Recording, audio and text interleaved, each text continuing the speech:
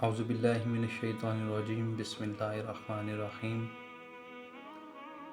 معزز سامعین و ناظرین، الحمدللہ آج قرآن کریم کے ترجمہ و تفسیر کی چوتھی قسط ہے۔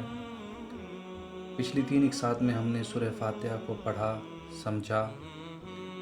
اللہ تبارک و تعالی ہمیں قرآن کریم کو پڑھ کر، سمجھ کر اس پر عمل کرنے کی توفیق عطا فرمائے۔ انشاءاللہ عز و جل آج سے ہم سورہ بقرہ شروع کریں گے۔ اللہ تعالیٰ سے دعا ہے کہ اللہ تعالیٰ ہمارے لیے آسانیاں پیدا فرمائے۔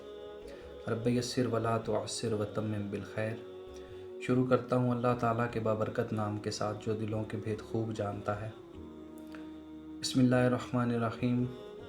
الف لام میم ذالک الکتاب لا ریب فیہ ھدی للمتقین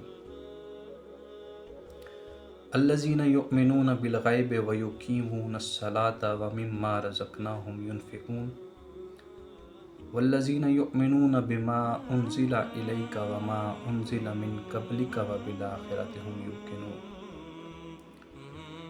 اولئک علی ھدی من ربہم واولئک ھم المفلحون۔ اس کا ترجمہ ہے الف لام میم۔ اس کتاب کے اللہ تعالیٰ کی کتاب ہونے میں کوئی شک نہیں، پرہیزگاروں کو راہ دکھانے والی ہے۔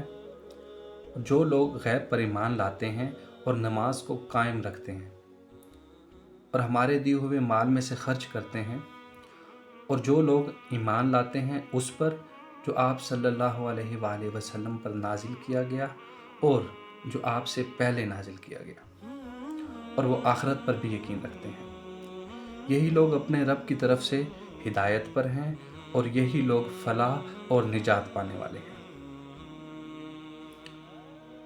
سورہ بقرہ ایک مدنی سورت ہے۔ اس میں 286 آیات اور 40 رکوع ہیں۔ اس سورت میں آگے چل کر گائے کا ذکر ہوا ہے، جس کی وجہ سے اس سورت کو سورہ بقرہ یعنی گائے والی سورت کہا جاتا ہے۔ حدیث میں اس کی ایک خاص فضیلت یہ بھی بیان کی گئی ہے کہ جس گھر میں یہ پڑھی جائے اس گھر سے شیطان بھاگ جاتا ہے۔ نزول کے اعتبار سے یہ مدنی دور کی ابتدائی صورتوں سے ہے، البتہ اس کی بعض آیات حجۃ الوداع کے موقع پر بھی نازل ہوئی۔ بعض علماء کے نزدیک اس میں 1000 خبر، 1000 احکام اور 1000 منہیات ہیں۔ الف لام میم، انہیں حروف مقطعات کہا جاتا ہے، یعنی علیحدہ علیحدہ پڑھے جانے والے حرف۔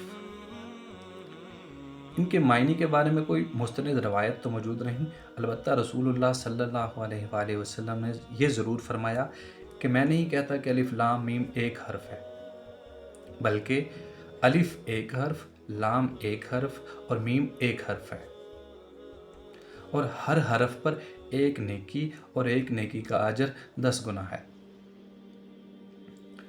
اور قرآن کریم کے منزل من اللہ ہونے میں کوئی شبہ نہیں، یعنی کہ اس چیز میں کوئی شک نہیں کہ قرآن کریم اللہ تعالیٰ کی طرف سے نازل کیا گیا ہے۔ علاوہ ازیں اس میں جو واقعات بیان کیے گئے ہیں ان کی صداقت میں، اور جو احکام و مسائل اس میں بیان کیے گئے ہیں ان سے انسانیت کی فلاح و نجات وابستہ ہونے میں کوئی شبہ نہیں۔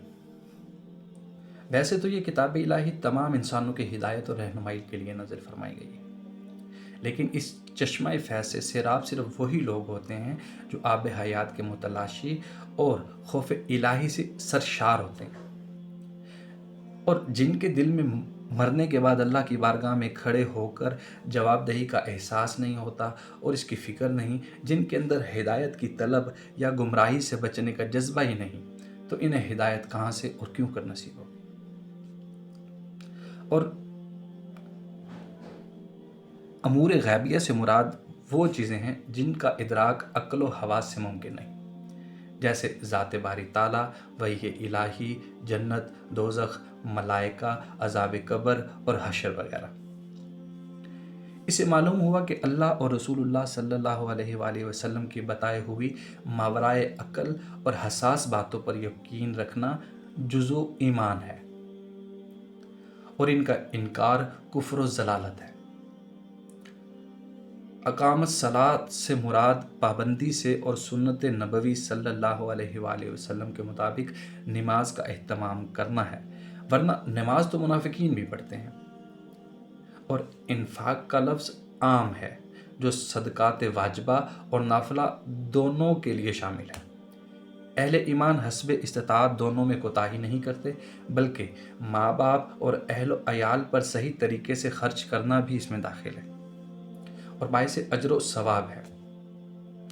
اور پچھلی کتابوں پر ایمان لانے کا مطلب یہ ہے کہ جو کتابیں انبیاء علیہ السلام پر نازل ہوئیں وہ سب سچی ہیں، اور اب وہ اپنی اصل شکل میں نہیں پائی جاتی، اور اب ان پر عمل بھی نہیں کیا جا سکتا۔ اب عمل صرف اور صرف قرآن کریم اور اس کی تشریح نبوی اور حدیث پر ہی کیا جائے گا۔ اور اللہ پاک نے قرآن کریم میں فرمایا، یہی لوگ اپنے رب کی طرف سے ہدایت پر ہیں اور یہی لوگ فلاح اور نجات پانے والے ہیں۔ یہ ان اہل ایمان کا انجام بیان کیا گیا ہے جو ایمان لانے کے بعد تقوی و عمل اور عقیدہ صحیحہ کا اہتمام کرتے ہیں، محض زبان سے اظہار ایمانی کو کافی نہیں سمجھتے۔ کامیابی سے مراد آخرت میں رضا الہی اور اللہ کی رحمت و مغفرت کا حصول ہے۔ اس کے ساتھ ساتھ اگر دنیا میں خوشحالی اور سعادت و کامرانی مل جائے تو سبحان اللہ، الحمدللہ، ورنہ اصل کامیابی صرف آخرت ہی کی کامیابی ہے۔ اللہ تبارک و تعالیٰ سے دعا ہے کہ اللہ تبارک و تعالیٰ ہمیں قرآن پاک پڑھ کر، اس کو سمجھ کر، اس پر عمل کرنے کی توفیق عطا فرمائے۔ وما علینا الا البلاغ المبین۔